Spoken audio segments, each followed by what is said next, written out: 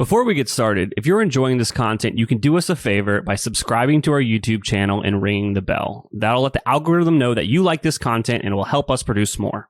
We never looked at traffic. We never looked at conversion rates. All we looked at was, are we getting the orders out in full and on time? Are they arriving safely? And are people liking the products? Welcome to Honest Ecommerce, a podcast dedicated to cutting through the BS and finding actionable advice for online store owners. I'm your host, Chase Clymer, and I believe running a direct-to-consumer brand does not have to be complicated or a guessing game. On this podcast, we interview founders and experts who are putting in the work and creating real results. I also share my own insights from running our top Shopify consultancy, Electric Eye. We cut the fluff in favor of facts to help you grow your e-commerce business. Let's get on with the show. Hey everybody, welcome back to another episode of Honest Ecommerce. I'm your host, Chase Clymer. Today, I'm welcoming to the show the founder of Heatonist, the world's most popular online destination for hot sauce, with brick and mortar locations in NYC as well, which I've actually walked by. I haven't gone in, so I'll be honest about that, and I'll be going next time I'm in town. But welcoming to the show today, Noah Chaimberg. How are you doing? Chase, you got to come into the shops. Yeah, well, it's one of those things where I see the logo, and I was like, I know what that is, but I'm like way across the street doing something else. Yeah, no, I think you're a little afraid that if you come in, we're going to make you try the last dab or something. I would 100% do that. I wish, you know what? I should have emailed you before this and said, send it to me. I'll do it on the show. And then you would have to talk for a minute. Well, reach under your chair, Chase. We got a surprise for you. Oh, no. Awesome. So welcome to the show. I think a lot of our audience probably knows, because you guys just produce just amazing content. You guys are wonderful about that, and I can't wait to get in and talk a little bit more about that, because it's just really curious to me. But where I like to start these is just take me back in time. What was going on in your life? Like, where did this idea come from that you wanted to, sell hot sauces on the internet? Well, actually, when I first started, it wasn't about the internet at all. I started, I've always loved hot sauce, and I came across this subculture of small batch makers. And it was all these people who were making hot sauce and selling it at farmers markets and things like that. And it might be somebody who's making awesome product, but you'd never find it if you were more than 20 miles away from where they were cooking it up, because nothing was online. It was all just local and small markets. And I thought, geez, I wonder if there's an opportunity to bring some of these together. So I started putting together a curated collection of them and launched here in Brooklyn with a push cart, actually. So I had a push cart in my apartment in Greenpoint, and I'd bring it out and push it through the streets to different pop-up markets and concerts and things like that, and sell hot sauce one bottle at a time and let people try before you buy. And people just went nuts for it. Oh, that's fantastic. I have a lot of founders on here, and they talk about you got to do things that don't scale. And that might be the most perfect example of, like, when you're getting a business started, doing the things that don't scale, which is taking a cart full of hot sauce out there, letting people try it, and just getting feedback. Yeah, I think, a lot of people get wrapped up in their ideas and think that they need to go from 0 to 100 with it. But I'm a big advocate of prove it first, test it. So here I was able to I built the push cart myself. It probably cost about $3,000. And I was able to see right there in the first night that, yes, people are into this idea. I think we sold about $1,000 of hot sauce that first night. Oh, that's got to feel validating. You're like, this cart's a third of the way paid off. So it was really that first night. I was at a concert, okay, and we're the other vendors and everything all set up. And when the doors opened and the fans started coming in, just the first people right in the door pointed a finger and said, "Hot sauce, that's awesome." I was like, all right, there's something here. Oh, that's amazing. So how long did it take to go from cart bopping around all these events?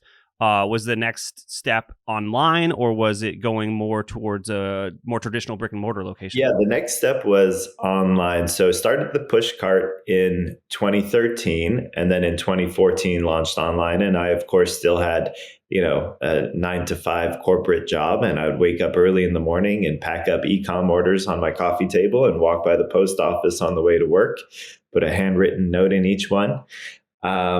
And then opened our first brick and mortar location in 2015. How long were you doing the kind of dual personality, dual job kind of thing? Like, actually still have your old job and, doing this on the side before it really clicked that, like, I got to go full time with this? It was the first few years. So I had the push cart for a couple years and then had the store open here, but I was still consulting full time. And then finally in December 2016, I was able to say, hot sauce is paying the rent. I never thought it would happen, but it's happened. Oh, well, yeah, that is amazing. So let's talk about getting online. Obviously, when you are going to events with your product and, obviously like you had more of an experiential thing going on with the tastings, it's definitely easy to get conversations started and to acquire customers, right? How did you, how did you get the customers online? That's a completely different realm. You can't really take your cart to the metaverse just yet. Digital cart. No, thankfully being here in NYC, you get a lot of people coming in from around the world. So there was a lot of people who were exposed to us and wanted to make a way for them to keep engaging with us after they went back to wherever they were from. So for us, it was mostly back then social media, organic, and just re-engaging with people that we'd met in person. Online wasn't a big part of the business back then. Then slowly, it took time and slowly ramped up. And, went from packing the orders on my coffee table once a week to then when we had the shop open, we'd take sometimes an hour at the end of the day to pack up orders on our shop table there. And then eventually we had to set up in our storeroom downstairs a packing station, and somebody would take the last few hours of the day to go down there and pack orders. And then I just remember the holidays 2016 where our back room was just so overwhelmed with packages, and the mail carrier, Reggie, walked in to do our daily pickup, and he looked around the room and was just like, I'm going to need to get another truck. And it was just like, wow, this is working at last.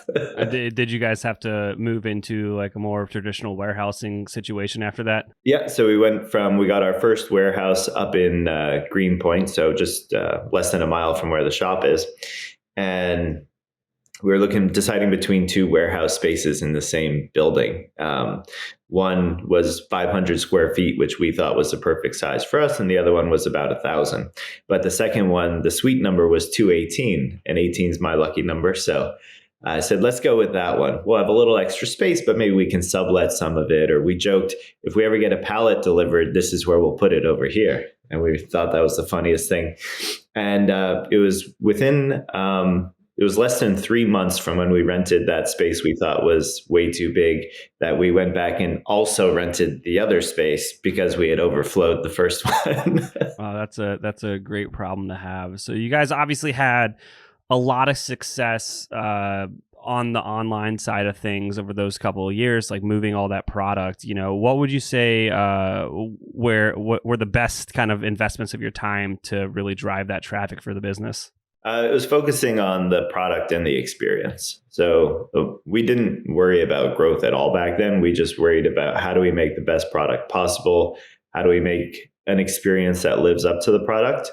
And then we'll let the customers do all the marketing for us. So we never looked at growth metrics. We never looked at traffic. We never looked at conversion rates. All we looked at was, are we getting the orders out in full and on time? Are they arriving safely? And are people liking the products? Absolutely. And now you guys, you're producing your own products, but then you're also sourcing products that you believe that need a larger kind of scale and let people experience them. Yeah. We are firm believers in better hot sauce, and that takes a lot of different colors. And for us, that means things that we develop, things that our great friends and partners create. We love all things spicy and flavor, and we just want to share that love with the world. And I couldn't agree more. You got some amazing hot sauces on your website. As he alluded to earlier, the Last Dab is probably one of their most famous hot sauces. What year did you guys actually get into producing hot sauces? Well, it was actually 2016 when we did our first collab one. It was the shop had been open was coming up on the 1-year anniversary, and we thought, wouldn't it be fun to create a sauce to mark the occasion? And we had just had our holiday dinner at a famous Szechuan Chinese restaurant here in New York, and they loaded us up on Szechuan peppercorns because they heard that we were the spice people, and for them that meant Szechuan spice. So we had an outrageous dinner, and we thought, wouldn't it be cool to use that experience and turn it into a hot sauce? So we partnered with our good friend Brody Dawson of Dawson's Hot Sauce and made what's called Heatonist #1 to celebrate the first anniversary of the shop being open. And the sauce was a total hit and remains so to this day. But that was really the first time we put the Heatonist name on a label and really, created something that had come from our brains. And we thought, wow, there's really something to this. Here we are in New York City, exposed to a ton of great flavors. And we have thousands of people walking through the doors of the shop every year telling us exactly what they're looking for in a hot sauce. It's like, maybe we can put these two things together and come up with unique products. So that was really the start of it. And now I'd say probably about 90% of what we sell is exclusive to Heatonist. And with launching your own products, I know from having previous guests on the show that anytime you're dealing with a food product, there are a lot of hoops to jump through. Are you still using that same partner to this day? Dawson's? Yeah, sure. They're, great friends to this day. Their daughter, who was born during the pandemic, knows me as Uncle Noah. Hot sauce is a community, and it's a community of people that make this stuff and are just obsessed with growing the highest quality peppers and produce and getting in the kitchen with, the gas mask on and cooking up the best products in the community. People that love eating it and who support, everything that happens and people following their passion. So it's, as I like to say, nobody gets into this business for the wrong reasons. And there's a whole lot of love going around. If you're struggling with scaling your sales, maybe Electric Eye can help. Our team has helped our clients generate millions of dollars in additional revenue through our unique brand scaling framework. You can learn more about our agency at electriceye.io. That's electriceye.io. Mesa is the expansion pack for your Shopify store to level up your brand. By turning all your apps into your business epicenter, Mesa can help lighten your workload and tame the day-to-day chaos of running your store.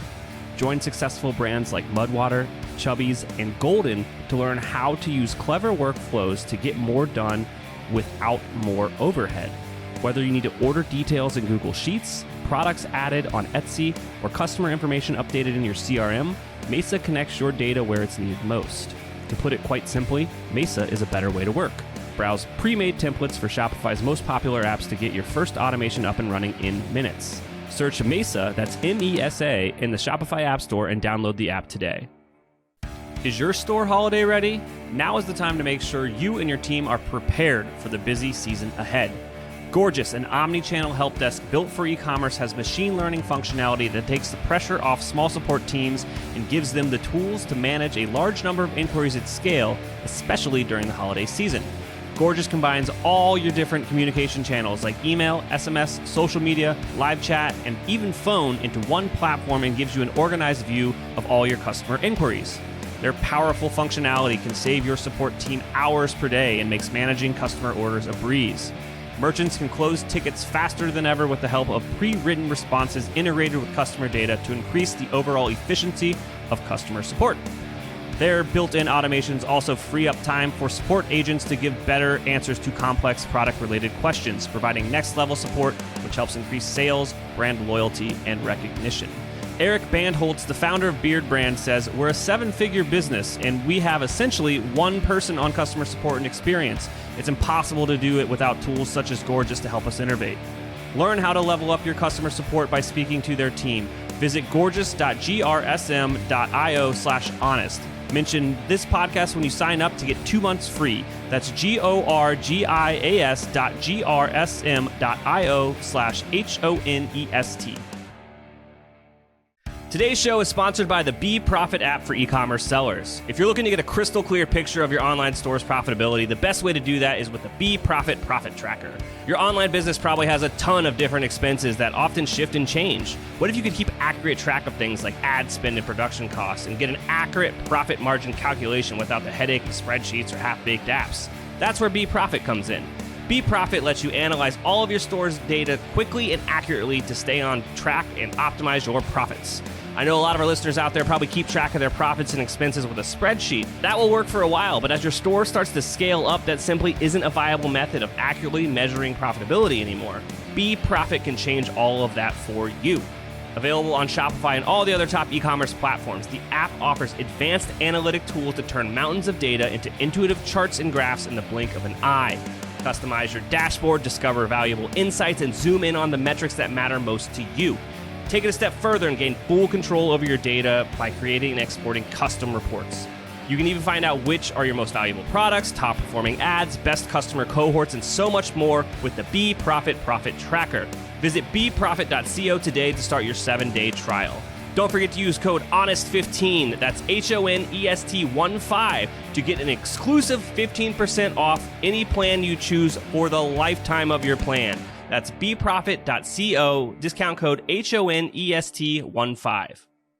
Getting an online business off the ground isn't easy. So if you find yourself working late, tackling a to-do list that's a mile long with your 5th cup of coffee by your side, remember, great email doesn't have to be complicated. That's what Klaviyo is for.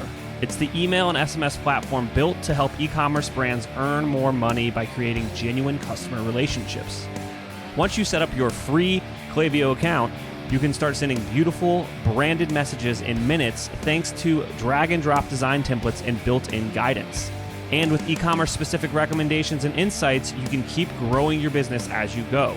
Get started with a free account at klaviyo.com/honest. That's KLAVIYO.com/HONEST. Now, I gotta address kind of like one of the reasons why most people know about Heatonist, which is the Hot Ones show. You know, how long was that kind of on your guys' mind, and you know, where'd that all come from? Well, Hot Ones was created by Chris Schoenberger and Sean Evans. There, had the idea for an interview show that would kind of break the mold. And it was Tony Yayo was the first guest, where he was doing an interview at Complex where they work, and they said, "Hey, would you do this thing?" And he said, "Yeah, sure." And sat down to interview Tony Yayo, and they were going to have a meeting, Spicy Wings. And Tony said to Sean, "Hey, if I'm going to do this, you got to do it with me." And Sean said, "Okay." And that was the first episode. That's how Hot Ones was born. And they were probably about 6 or 7 episodes deep when we got a call at the shop. And it was Chris, who created Hot Ones, and Sarah Honda, the producer, who said, "Hey, we have this show. We got celebrities eating hot sauce, and we think it'd be really cool if we had our own hot sauce." And we went and checked it out, and they had 30,000 views or something at the time. We're like, "This is actually really cool. There's something to this." And now we've been partners for it's coming up on 7 years. Absolutely, and you guys have keep reinventing the last dab with every couple seasons. Yeah, we when we came out with the last dab, we knew it had to be something really special. And so I talked to my great friend Smokin' Ed Curry, who's in the Guinness Book of World Records for breeding the world's hottest peppers, and I said, "Look, we're working on something super cool with." It's our friends at Hot Ones. They do this awesome show. And I said, "I know you've got something hotter than the Carolina Reaper." And I said, "Let's do it for this." And Ed saw the vision right away and is, become our most amazing partner. So we came out with the Pepper X in the last dab. It wasn't going to be called Pepper X at first, but when we were working on the labels, needed to put the name down. And Ed said, "Well, the trademark folks are still working on registering the name." I said, "Okay, we'll just put Pepper X as a placeholder for now." And we ended up going to print with that, and the name stuck. Oh, that's amazing. Now, is there anything that you remember from kind of your history of growing this business, like any kind of mistakes that you made along the way that you might want to point out to any aspiring entrepreneurs out there to like potentially avoid or help save them a headache? Yeah, lots. We're going to need a whole nother podcast for that. The number one I'd say is that for me, I wish I had learned how to delegate more early on. I held the reins very close.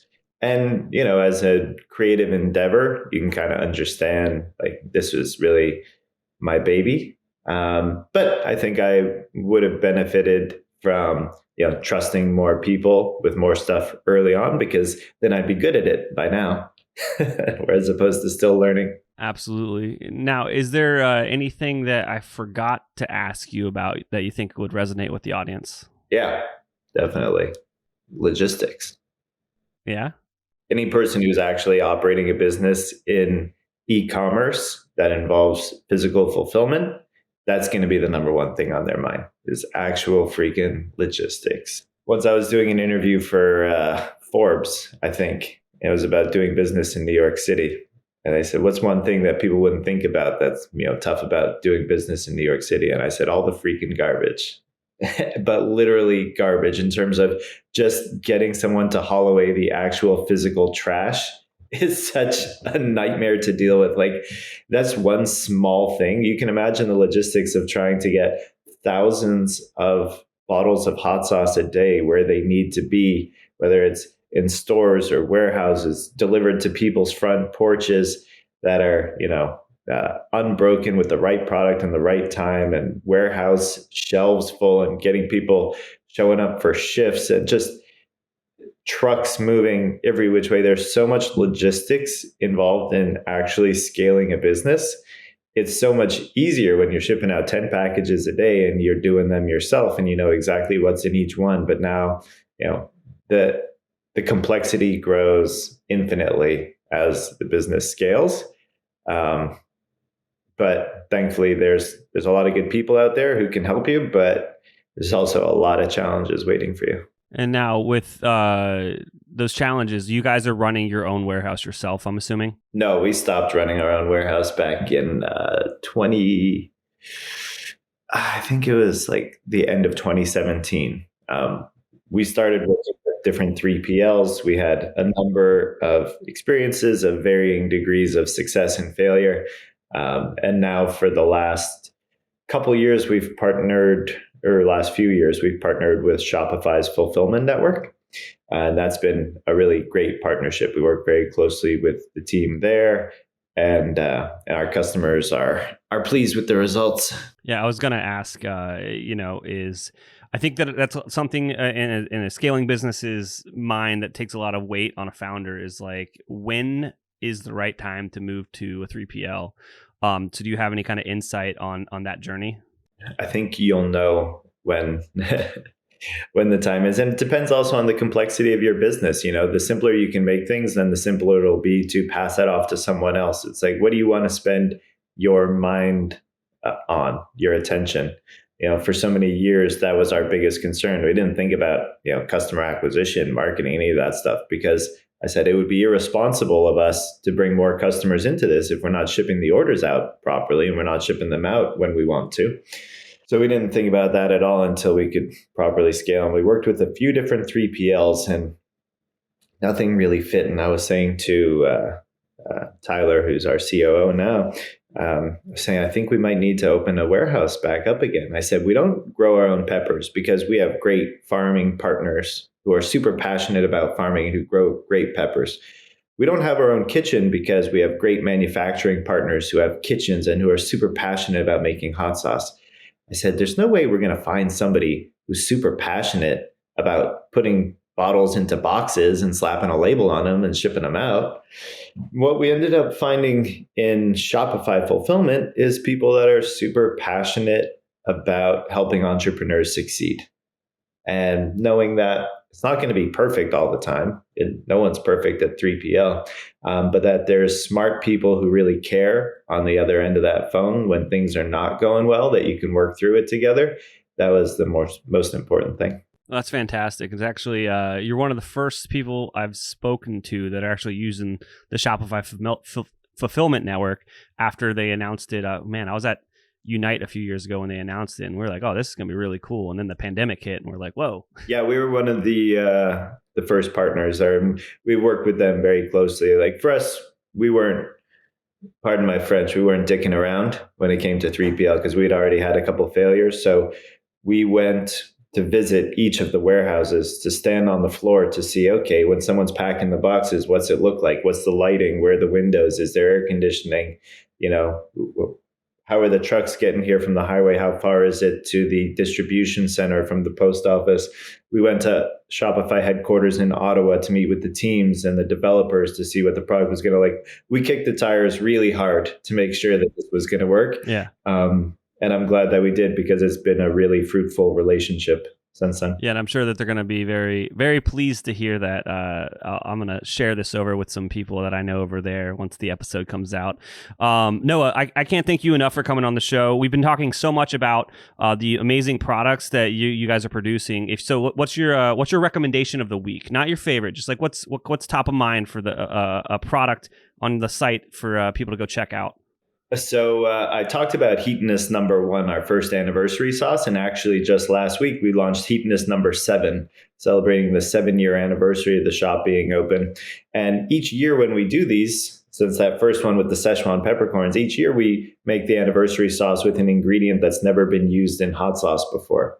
So the new one is pomegranate, pistachio, caraway, and lemon. That's an interesting flavor set, and I look forward to trying it. So yeah, check out Heatonist #7. Awesome. Really beautiful, interesting flavors. Cool. Well, thank you so much for coming on the show today. Yeah, absolutely, Chase. Thanks for having me. It's a lot of fun. All right. I can't thank our guests enough for coming on the show and sharing their knowledge and journey with us. We've got a lot to think about and potentially add into our own business. You can find all the links in the show notes. Make sure you head over to honestecommerce.co to check out all of the other amazing content that we have. Make sure you subscribe, leave a review, and obviously, if you're thinking about growing your business, check out our agency at electriceye.io. Until next time.